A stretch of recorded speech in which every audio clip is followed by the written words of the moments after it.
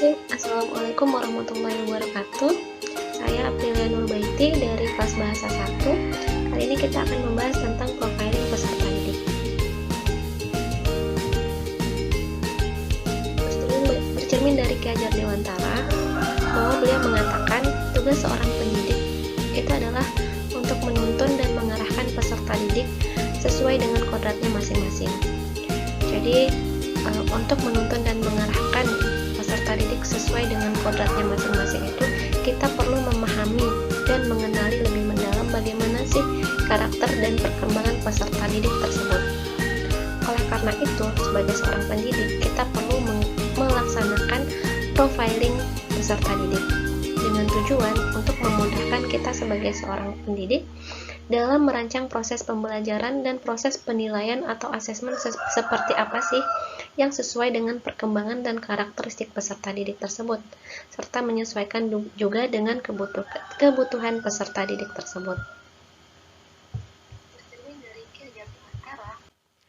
Ada 12 aspek yang perlu diketahui oleh pendidik dari peserta didik dalam melaksanakan profiling.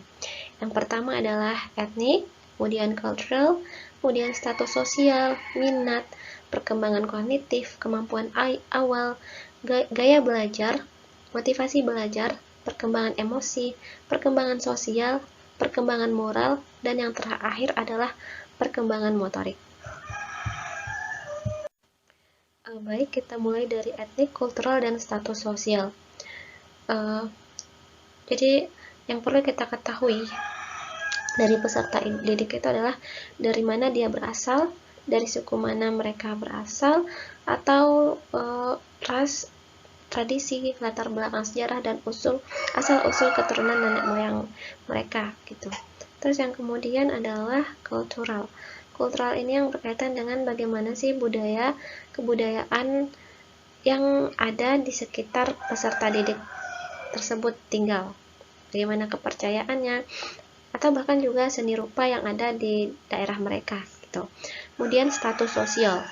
Status sosial ini adalah bagaimana sih posisi peserta didik dan atau keluarganya dalam suatu masyarakat, apa profesi kedua orang tuanya, dan lain sebagainya. Kemudian berikutnya adalah minat.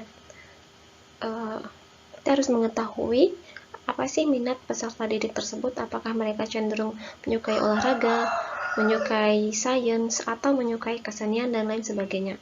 Kemudian ada perkembangan kognitif, apakah perkembangan kognitif mereka sudah sesuai dengan usia mereka, seperti dalam teori John Piaget bahwa anak usia SMP itu berada dalam tahap operasional formal, yaitu bisa melakukan hal-hal yang abstrak, konkret, dan lain sebagainya.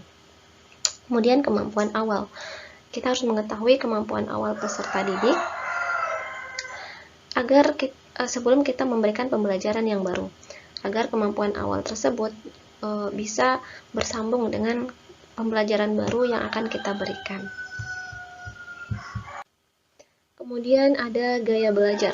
Kita harus mengetahui gaya belajar seperti apa sih yang disukai oleh siswa untuk memahami materi yang akan kita berikan. Misalnya apakah mereka cenderung suka melihat, mendengar, atau bergerak. Jadi kita bisa merancang proses pembelajaran sesuai dengan gaya belajar yang mereka sukai. Kemudian ada motivasi belajar. Motivasi belajar ini ada motivasi belajar ekstrinsik dan intrinsik. Jadi motivasi belajar apa sih yang mereka miliki sehingga mereka bersemangat untuk belajar. Kemudian ada perkembangan emosi.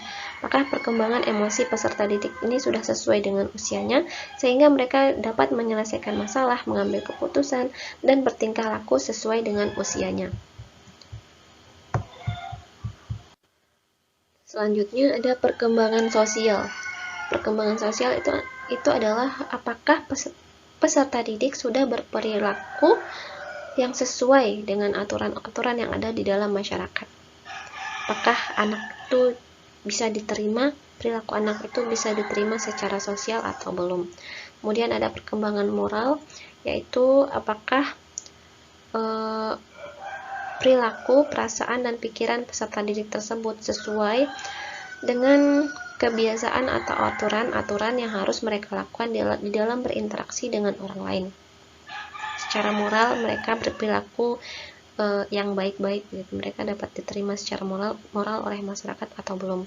Kemudian perkembangan motorik, yaitu yang berhubungan dengan fungsi gerak tubuh. Apakah mereka sudah bisa melakukan pergerakan-pergerakan sesuai dengan usianya masing-masing. Baiklah, sekian presentasi dari saya. Terima kasih atas perhatiannya. Assalamualaikum warahmatullahi wabarakatuh.